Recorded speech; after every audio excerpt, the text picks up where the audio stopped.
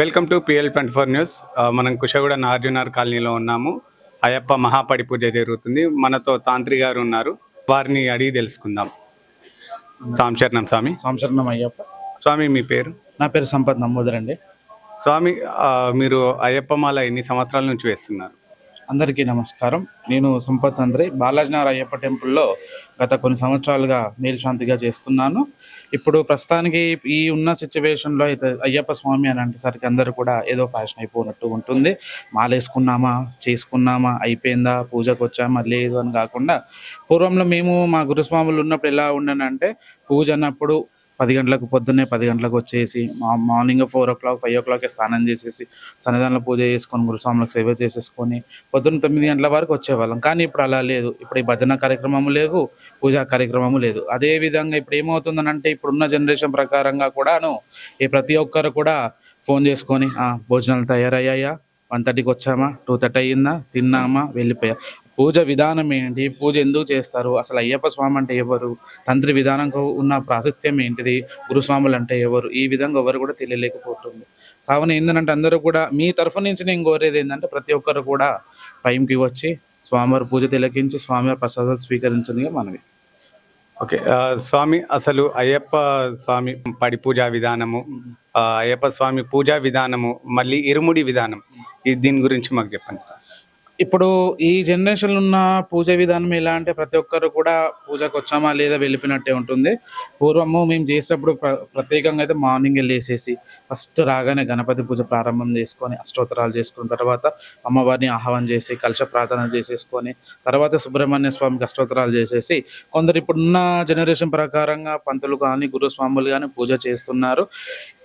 ఇప్పుడున్న శబరిమల ప్రకారంగా అయ్యప్ప స్వామి ప్రాశస్త్యం ఏంటంటే ఎవరైతే తంత్రములో పీఠాధిపతులు ఉన్నారో వాళ్ళు మాత్రమే అయ్యప్ప స్వామికి పూజ చేయవలసినది. ఈ గురుస్వాములు కానీ అందరూ చేస్తున్నారు. బట్ ఏంటంటే అయ్యప్ప స్వామి ప్రత్యేకంగా తంత్రముతో చేస్తేనే అయ్యప్ప స్వామి ప్రీతికర్తం. ఎందుకంటే ఆ స్వామి మాట తీసుకున్నాడు, నేను కూర్చున్నప్పుడే ఎవరైతే నాకు తంత్రముతో పూజ చేస్తారో వాళ్ళని మాత్రమే సంతోషంగా ఉంచుతాను, అదేవిధంగా పూలు పత్రితో కానీ చేసినా కూడా సంతోషంగా ఉంచుతాను అని చెప్తారు.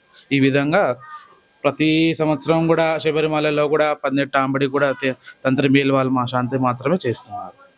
స్వామి, ఇప్పుడు మనము అయ్యప్ప స్వామి టెంపుల్కి వెళ్ళేటప్పుడు మధ్యలో వావర్ స్వామి దర్గా అని ఉంటుంది.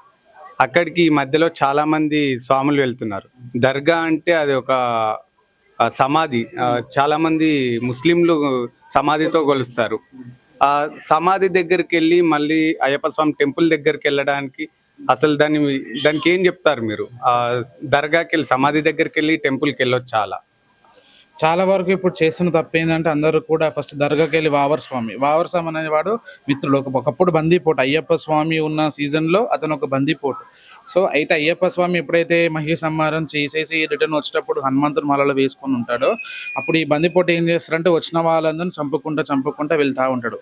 సో అయితే అయ్యప్ప స్వామి ఏం చేస్తాడంటే ఇలా ఇది చంపడం ఇది పద్ధతి కాదు, ఈ విధంగా వండుకోకూడదు అంటే స్వామి మరి నా నిత్యకృత్యమే ఇది బందీపోటు, నేను దొంగతనం చేసి బతుకుతున్నానంటే లేదు ఇప్పుడు నా దగ్గరకు వచ్చిన వాళ్ళు ఎవరైతే ఉన్నారో ప్రతి ఒక్కరు కూడా నన్ను దర్శించుకున్న తర్వాత నేను దర్శించుకుంటారు అన్నమాట. సో ఇప్పుడు ఉన్న సిచ్యువేషన్ల ప్రకారం వీళ్ళందరూ ఏం చేస్తున్నారంటే ఫస్ట్ వావర్ స్వామికి వెళ్ళి తర్వాత అయ్యప్ప స్వామి దగ్గరికి వెళ్తాను. చాలా పెద్ద ఎప్పుడైనా ఫస్ట్ అందరం కూడా ఇరుముడి నెత్తి పైన ఉంటుంది కాబట్టి ఇరుముడి ప్రాశస్త్యం ఏంది, ఫస్ట్ అయ్యప్ప స్వామి దర్శనం చేసుకున్న తర్వాతనే ఇరుముడి ఇప్పిన తర్వాతనే తోవలు ఏవేవి ఉన్నాయి అన్ని చూసుకోవడం పద్ధతి. ఇప్పుడు ఇరుముడి ప్రాముఖ్యత గురించి చెప్పండి సార్. ఇరుముడి ప్రాముఖ్యత అంటే ఏంటంటే అప్పుడు అయ్యప్ప స్వామి ఎప్పుడైతే ఆ పులిపాలకు వెళ్తున్నాడో అప్పుడు రాజశేఖర గురుస్వామి అయినటువంటి అయ్యప్ప స్వామి యొక్క పెంచిన తండ్రి. సో అతను ఏం చేశాడనంటే ఈ పులిపాలకు పోతున్నావు నాయన, మరి నువ్వు పులిపాలకు పోతున్నావు, నువ్వు వస్తావో రావో తెలియదు, మధ్యలో నువ్వు భోజన కాలం కూడా ఏంది చేయలేదు కాబట్టి 2 ఇరుముళ్ళు కట్టేసి పంపించారు. ఆ ఇరుముళ్ళు ఏంటంటే ఒక దాంట్లో బియ్యము, ఒక దాంట్లో కొబ్బరి, ఒక దాంట్లో చక్కెర, ఒక దాంట్లో బెల్లము, తీపి పదార్థాలన్నీ కూడా కట్టేసి పంపించాడు. ఇంకోటి రెండోటిది ఏంటి పూజ పదార్థాలు. ఎక్కడైతే చాలా వరకు అందరూ తెలియదు ఏంటంటే పులిపాలకు వెళ్ళడం మాత్రమే అది ఒకటి తెలుసు. కానీ ఆయన పులిపాలకు వెళ్ళడంలో చాలా అన్ని ఇబ్బందులు పడి ఆ పుట్టకు దగ్గర పాలు పోసేసి అన్ని చేసిన తర్వాతనే ఇరుముడి తీసుకొని వెళ్ళడం జరిగింది. ఇప్పుడు ఇరుముడిలో కాలికం ఏంటంటే కొందరు బియ్యం పోస్తున్నారు, కొందరు టెంకాయ పోస్తున్నారు. టెంకాయ అనేది నెయ్యి అభిషేకానికి మాత్రమే ఉపయోగిస్తారు. బట్ ఏంటంటే కొందరు దొల్లించడం కానీ అవన్నీ జరుగుతున్నది, అది చాలా పెద్ద తప్పు. ఓకే స్వామి, ఇప్పుడు చాలామంది అయ్యప్ప మాల వేస్తున్నారు. చాలా మందికి అయ్యప్ప మాల నియమాలు తెలియదు. ఎలా పడితే అలా ఉంటున్నారు. దానికి ఆ నియమాలు ఏంటో చెప్పగలుగుతారు? ఇప్పుడున్న సిచ్యువేషన్ అయితే చాలా డిఫరెంట్ ఉంది. మేము గురుస్వాములు ఉన్నప్పుడు అయ్యప్ప స్వామి ప్రాధాన్యత ఏంటంటే మెయిన్గా సూర్యోదయానికి ముందు అంటే ప్రాతకాలం అని అంటే ఇప్పుడు బ్రహ్మీ ముహూర్తం అని ఒకటి ఉంటుంది. సూర్యోదయానికి ముందు 3 అవర్స్ దాన్ని మనం ఏమంటారు బ్రాహ్మీ ముహూర్తం కన్వర్ట్ చేస్తాం. అది 3:30 కానీ 2:30 కానీ 4:30 కానీ బ్రాహ్మీ ముహూర్తం 3:30 నుంచి 4:30 మధ్యన లేచి చన్నీల స్నానం చేసుకొని ఇప్పుడు ఈ మధ్యన ఉన్న బొట్టు కూడా ఎట్లా పెట్టుకుంటున్నారంటే బెండకాయ బొట్టు దొండకాయ బొట్టు పెట్టుకుంటున్నారు. అది పద్ధతి కాదు.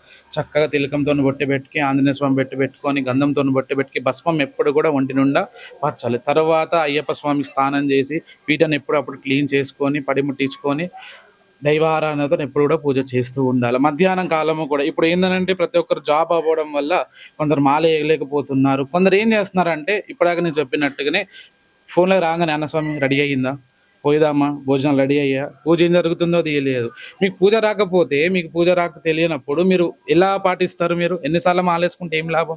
పొద్దున్నే లేవాలి, చన్నీళ్ళ స్నానం చేసుకొని చక్కగా బొట్టు పెట్టుకోవాలి. స్వామి శరణం ఎప్పటికీ 108 శరణాలు చేస్తూ ఉండండి. ఎప్పుడు సన్నిధానాలు ఎప్పుడు క్లీన్గా ఉంచుకోవాలి. ఎప్పుడు గురుస్వామి చెప్పిన మాట వినాలి. టైంకి రావాలి, టైంకి భోజనం చేసుకోవాలి, టైంకి చేయాలి. ఇంకో విధంగా మీరు చక్కని ప్రశ్న పడేది ఈ మధ్యన ఏమవుతుందంటే రోడ్డు మీద వెళ్ళేసారి ప్రతి ఒక్కరు టీలు కాఫీలు టిఫిన్స్ భోజనాలు చేస్తున్నారు. చాలా చాలా చాలా పెద్ద తప్పది. వాళ్ళ స్వాములు చేసినా కానీ భీక్ష అనేది ఏంటిదంటే బి అంటే ఒక పూట, క్ష అంటే భోజనం, ఒక పూట చేస్తానే భీక్ష అంటారు. కానీ ఇప్పుడు మన భీక్షను ఏం చేస్తారు? 4 టైంలు చేసేస్తున్నాం. చాయ్ తాగుతారు, ఫ్రూట్స్ తింటారు, భోజనం చేస్తారు, మధ్యాహ్నం చాయ్ తాగుతారు, కాఫీ అంటారు, సలాడ్స్ అంటారు, రాత్రి పంచభక్ష పరమాన్నాలు తింటారు. అవన్నీ ఏవి కూడా వర్తించవు. ఓన్లీ పాలు పదార్థాలు, భోజనము, పాలు పండ్లు అంతే. ఈ విధంగా ఉండాలి. అలాగే స్వామి ఇప్పుడు కొంతమంది స్వాములు మాలేసుకొని భిక్షాటన చేస్తుంటారు. వివిధ చెప్పకూడని పనులు కూడా చేయకూడని పనులు కూడా చేస్తున్నారు.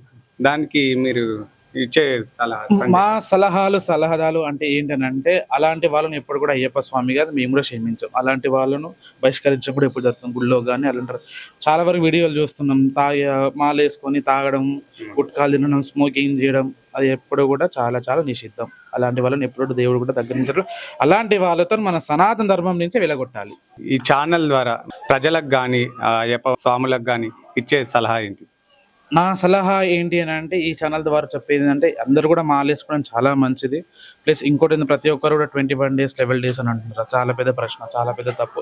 ప్రతి ఒక్కరు కూడా 41 days కానీ 45 days నియమ నిబంధనలతోనే స్వామి వారాల గురించి మీరు విధంగా ఎట్లా చేసుకుంటారో అయ్యప్ప స్వామి కూడా మీకు అదానే కలిగిస్తాడు.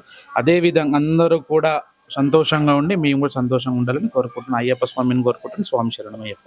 థ్యాంక్ యూ స్వామి. స్వామి శరణం. స్వామి శరణం.